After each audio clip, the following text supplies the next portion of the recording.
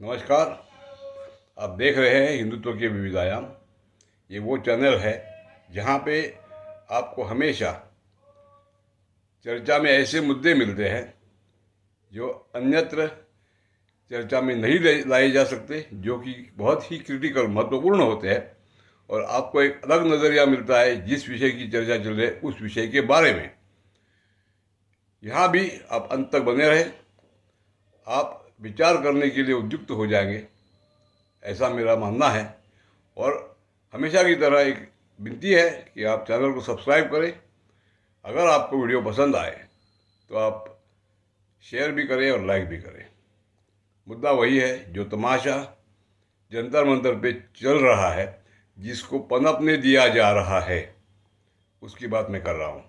और उसका स्वरूप जो व्यापक होने ही वाला था 24 जब ये 22 तारीख को 20 तारीख को जब ये मार्च होने वाला था, और उसके बाद में उसका फैलना, इन सारी चीज़ों की चर्चा हम आज करने वाले हैं। लेकिन चर्चा वो नहीं है कि देखो देखो ये कितना बकवास कर रहे हैं, वो देखो ये कितना पे वहाँ पे वो अनशन पे बैठे हैं, ये लोग खा रहे हैं, वो कौन मिलने आ रहा है, कौन उसमें शामिल हो रहा है। इसमें मुझे इंटरेस्ट है, लेकिन मर्यादित। मुख्य बातें कुछ और है।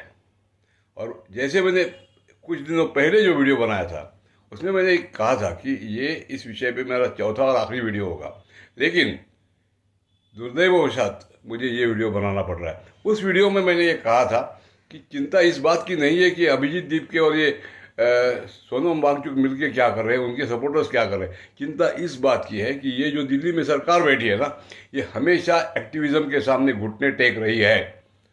और ये चिंता बहुत बड़ी है, क्योंकि इससे देश का, राष्ट्र का नुकसान हो रहा है, हानि हो रही है। और दुर्दैव से इनके सपोर्टर्स को ये ध्यान में नहीं आ रहा है। मैंने गिनवाया था कि जैसे शाहीन बाग में इन्होंने घुटने टेके थे, केवल और केवल कोरोना आया इसलिए ये छूट गए। नहीं तो दिल्ली की एक सड़क बाहर जाने वाली 3-3 महीने अगर एक क्राउड ब्लॉक करता है और इनका गृह मंत्री नहीं वहाँ पहुँचता है, ये खुद नहीं पहुँचते हैं और रास्ता बंद ही रहता है, ये लांछन था। इतना ही नहीं, जब इसकी शुरुआत तो तब हुई थी जब 2020 में ट्रंप दिल्ली में था और दिल्ली एक तरफ से जल रही थी। शर्म की बात थी, इन्होंने आगे कुछ नहीं किया, घुटने टेके थे। क्योंकि वो कानून अपना काम करेगा, वो तो कर ही रहा है 70 साल से। आपके आने से कुछ बदलाव तो आना चाहिए था। ये समझने की ताकत इनके सपोर्टर्स में नहीं है, ये भी चिंता की बात है। अभी किसान आंदोलन में भी उन्होंने यही किया, घुटने टेके पूरी तरह से। जबकि भारत के अन्य जगहों से किसान कुछ नहीं कह रहे थे, केवल और केवल हरियाणा, पश्चिम उत्तर प्रदेश और पंजाब के किसान ने जो किया, सिंघू बॉर्डर और अन्यत्र, वहाँ पे उनको वो करने दिया गया।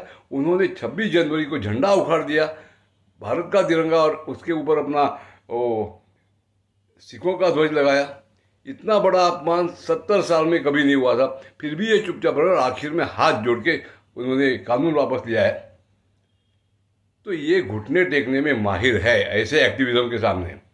इसके कारण है, हम उस कारण की भी थोड़ी सी चर्चा करेंगे।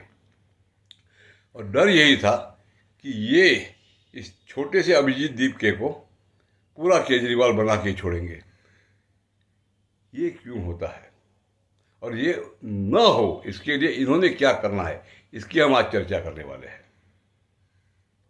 पहले ये देखते हैं ये क्यों होता है, क्योंकि इसके पीछे एक ही कारण है जो किसी को अच्छा नहीं लगेगा, लेकिन इस सरकार की अकर्मण्यता इन सारी विषयों में। ये क्यों है? इसलिए है कि इनके पास विचारों की और सूत्रबद्ध विचारों की कमी है। ये बड़े बड़ी बातें करते हैं, लेकिन विचारों की कमी इनमें है। अगर ये सत्ता में 14 में आए तो इनको पता होना चाहिए था कि हम किस लिए आए हैं। यही इनके प्रधानमंत्री कहते कि हम किसी से भी काम लेते। अरे ये नॉर्मल बात नहीं थी, लोगों ने नॉर्मल बात नहीं समझी थी। लेकिन आपने लोगों का भी ब्रेन वॉश कर दिया और उन सबको वो गाजर दिखाया है विकास का। जो विकास किसी दिन लाहौर बन सकता है, ये समझने की ताकत भी इस हिंदुओं में नहीं है, और इनका काम चलते रहा है।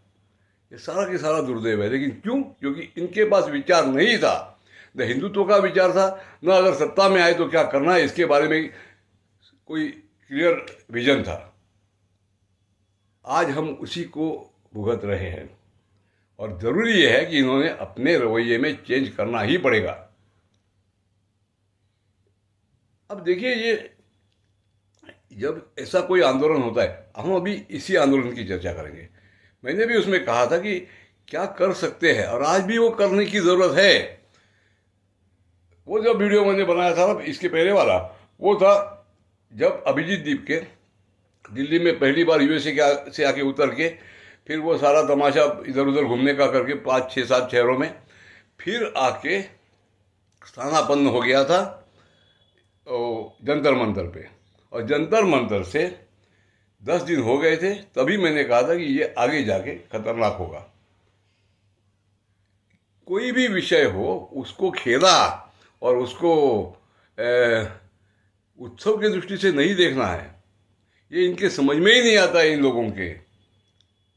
ये उत्सव कर रहे हैं, वहाँ पे एक्टिविज्म बढ़ रहा है। इनकी एक खराब बात इसमें बताता हूँ क्या हो रहा है।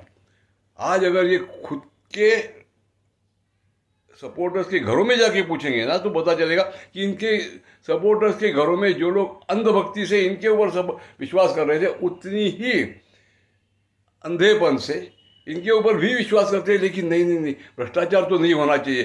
तो हम थोड़ा सीजेपी के भी साथ में ऐसा कहने वाले आधे लोग मिल जाएंगे, क्योंकि इन्होंने कुछ नहीं किया। इन्होंने किसी भी युक्तिवाद को काउंटर करने के लिए कभी प्रयास भी नहीं किए, कभी इसकी ट्रेनिंग भी नहीं ली है। और यही सबसे बड़ा दुख है।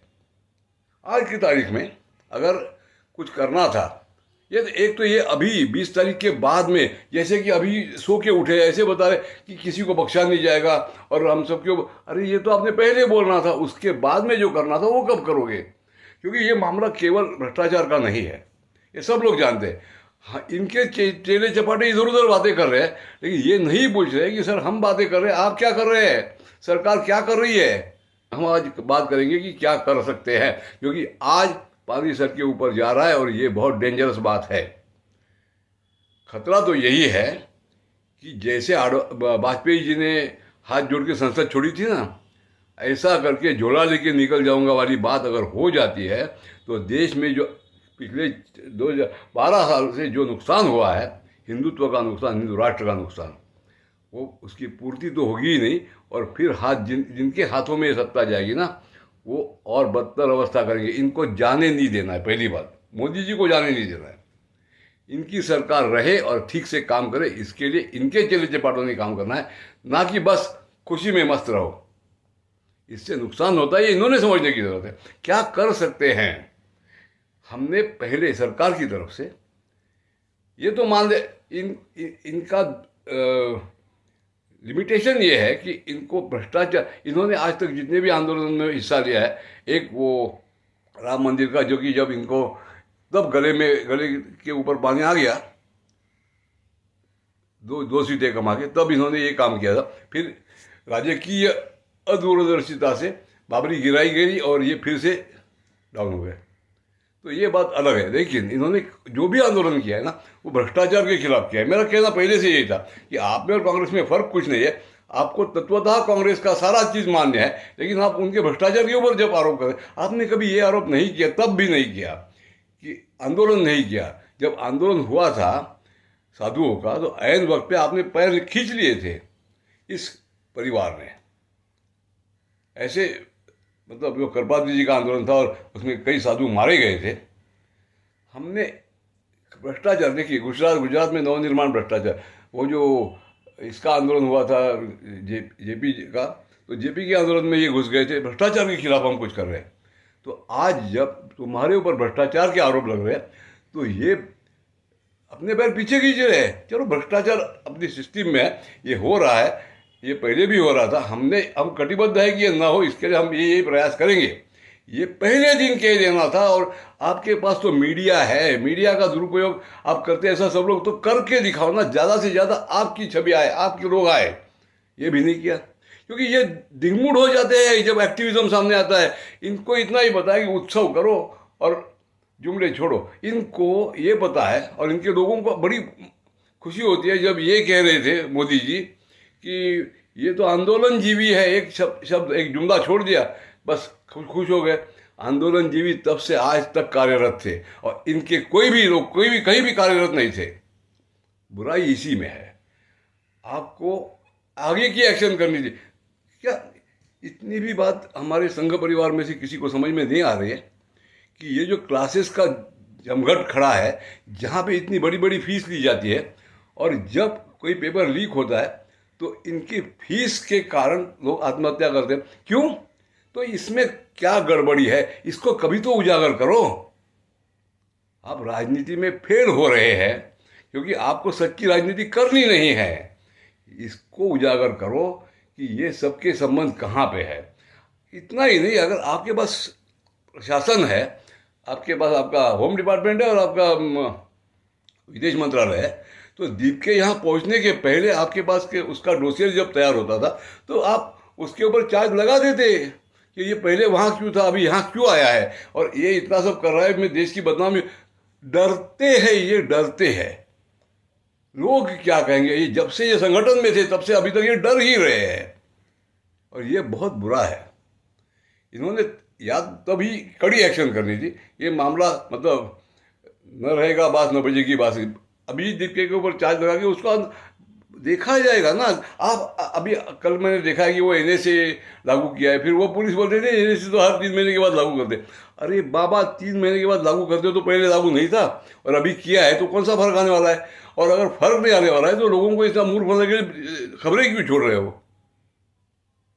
और इनके मूर्ख लोग ऐसे कि देखो देखो अभी कुछ होने वाला है। अरे पहले भी हो सकता। एक तरफ आप कह रहे हो कि एनएसए हर 3 महीने के बाद फिर से नए से लागू होता है, तो पहले 3 महीने में जब हो रहा था तब ये पूरा तमाशा चल रहा था, तो आपने क्यों नहीं लगाया? क्योंकि आप डरते हैं कि कोई क्या कहेगा। हम तो मतलब आदर्श है लोक प्रजातंत्र के लिए। ये आपको दिखाना है या आपको इस राष्ट्र को चलाना है, ये आप एक बार तय करें। किसी से सर्टिफिकेट लेके जीने की ये पुरानी आदत छोड़ दें। आप सर्टिफिकेट देने वाले बनो ना कभी। तो कमी यहीं पे है।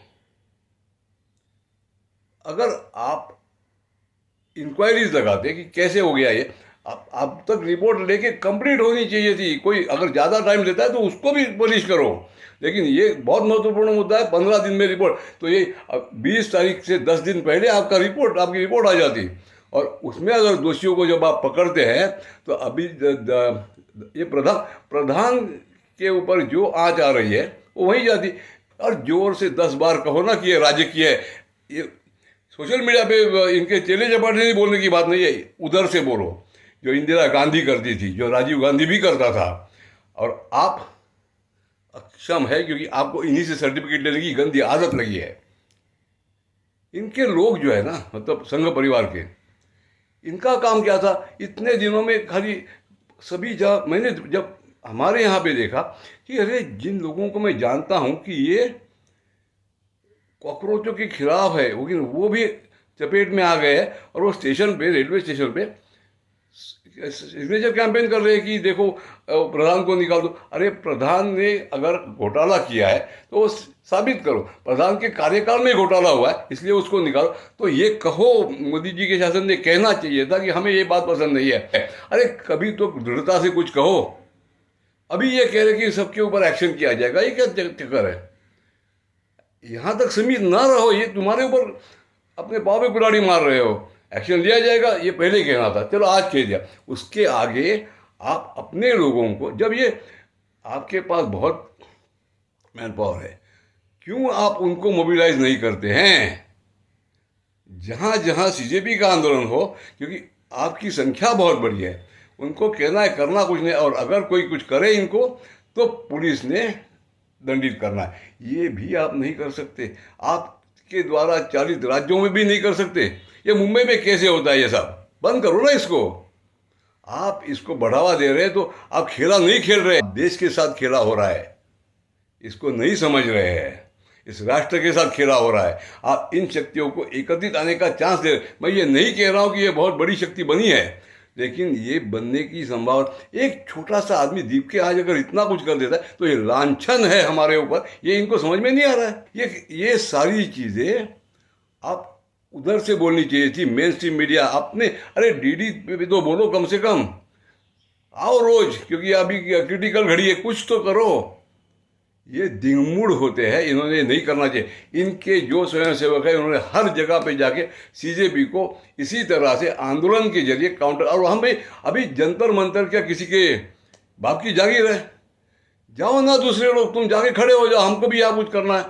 आपको भिड़न जिंदगी में कभी करनी नहीं है और पुलिस भिड़न करेगी, और ये कौन सा तरीका है? ऐसे वाले लोग हमेशा हारते हैं। ये सारी बातें समझ में लेनी है, और इसके बाद में अगर हम एक्शन नहीं करेंगे तो हम भयानक गर्त में जाने वाले हैं। ये समझने की ज़रूरत है। मुझे लगता है कि ये जो आक्रोश है मेरा, वो पहुंच जाएगा योग्य जगह पे और उसका उपयोग होगा।